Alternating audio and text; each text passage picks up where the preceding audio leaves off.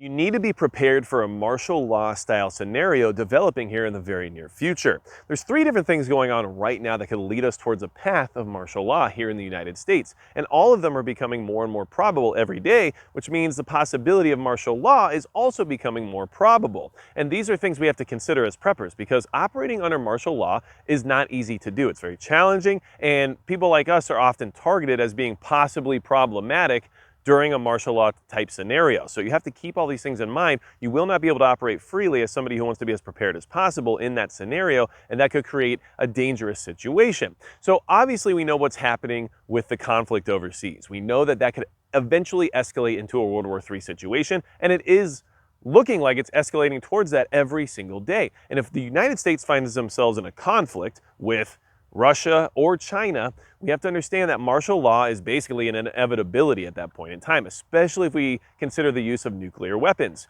Now, during World War II, Hawaii was under martial law after Pearl Harbor for 3 years. Do you think you could operate easily for 3 years under martial law when your civil liberties are suspended and the military decides what is right or what is wrong for you and your family?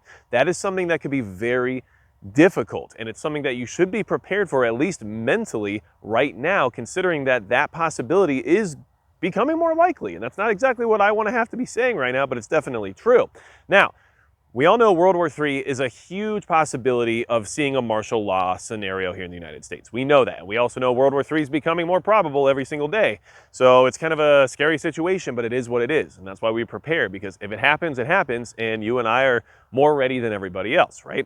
Now, the other thing that's going on that you should be aware of and probably have been watching on the news and everything else related to the degradation of our culture and society here in the United States is that crime is becoming more and more rampant, right? So when you see crime run rampant and it's no longer being punished, no one's being prosecuted, and the good average person is not being protected by the authority of that area, generally our major metropolitan areas here in the United States, well, eventually people start to say enough is enough. And you'll see the rise of vigilantism, right? And now vigilantism is a very dangerous path because eventually it turns into almost like a mob rule type scenario. So in the beginning, people could look at it in a righteous way and say, yes, this is great. We're finally dealing with the problems we've been having here that the government won't step in and take care of.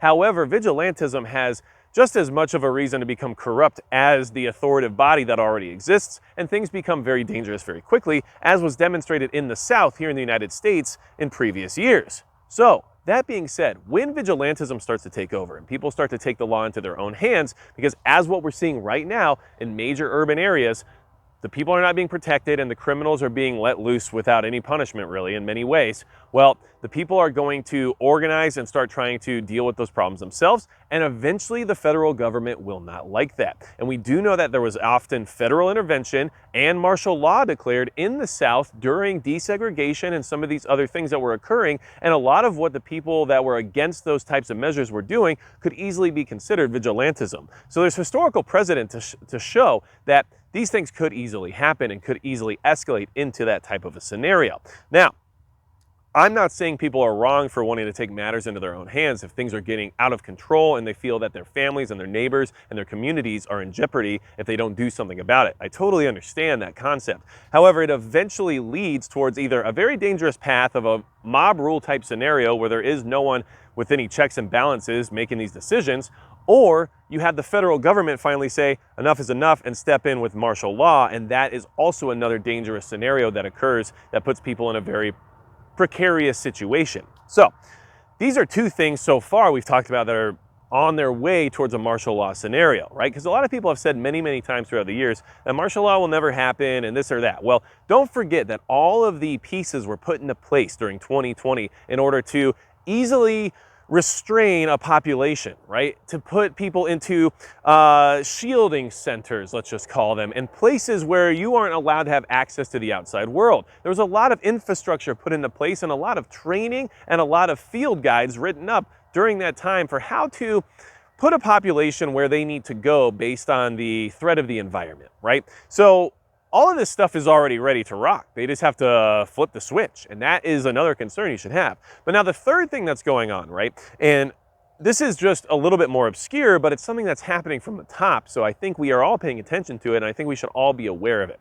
There is no constitutionality for a federal police force. Now, the federal government is only allowed to deal with certain unique styles of crime based on the fact that they're crimes that are not related to something that the states could necessarily take care of on their own. However, the 10th Amendment basically says that any power not given to the federal government is given to the states, right? Well, the states deal with crime. So they have all the power to deal with their police and how they investigate and everything else related to prosecuting crimes and making sure that people stay safe and the law is enforced and all of that stuff, right?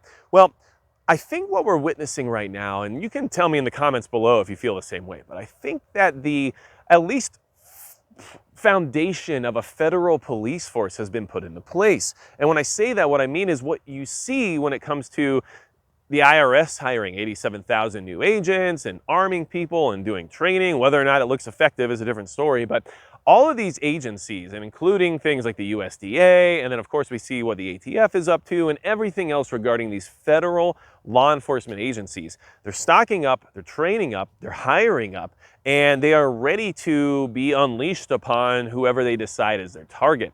So this federal police force scenario could be used in conjunction with a martial law situation based on the fact that right now, under current law, they can't really go around policing common crimes. However, in a situation that involved something more escalatory, maybe just civil disobedience or unrest or whatever else they think it is, this could be a scenario where we are seeing soft martial law that might not necessarily have to be declared, but when federal police agencies start to run rampant throughout states in different jurisdictions and start to persecute people for crimes that wouldn't necessarily be, let's just say, part of their MO, well, that would be a situation where the federal government has a certain type of law being applied to the people that might not be in line with our current civil liberties, which would be a very similar scenario to a martial law situation. So either way, what you have to understand is you should be prepared for some type of overreach and some type of cease of your rights to exist in a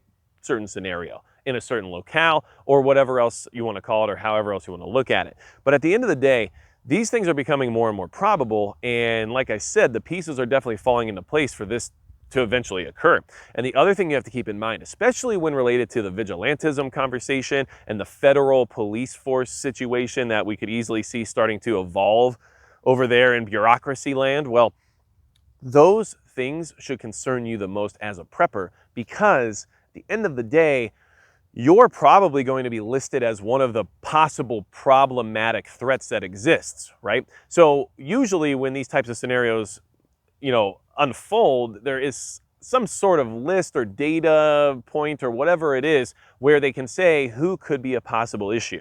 And do you think for a second that if you're a prepper, a well-known one, especially, I don't know, if you're on like YouTube or something, that you want to be on that list, that you want to be a possible problematic scenario down the road for them trying to maintain some level of control over the population, right? And how do you control a population? Well, there's a few different ways, but I can tell you that most of them don't involve what preppers like to do, which is to have access to their own self-sufficient supplies, abilities, and production. So all of those things have to come into play. You have to understand that you are going to be part of the problem. You're not going to just be subject to a martial law situation or de facto martial law situation involving a federal police force, but you will be one of the problematics listed on a list somewhere that they might have to watch out for. And that could make your life even more difficult than everybody else who's under that same situation. So I just wanted to bring this to your attention and have this conversation because I do foresee this becoming more and more of a reality. And as much as we've talked about these things never happening and whatever else you want to look at it in the sense of head in the sand, right? Well, it's looking like there's a better chance of it happening now than there has been in a very long time. So if it's not going to happen, great, because I don't want it to happen. I don't want to live under martial law. But if any of these things escalate any further than they already have, I think the expectation should definitely be there. And if it doesn't happen, great. But if it does, you'll at least be mentally prepared for it and understand exactly how you'll be looked at by the powers that be.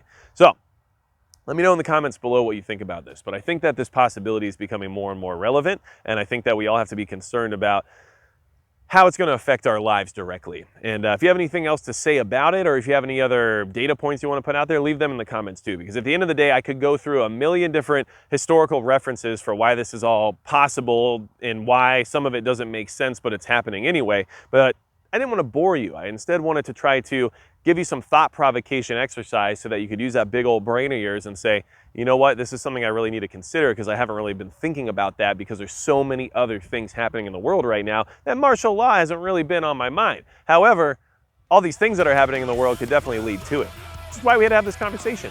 And that's going to be it for Magic Prepper.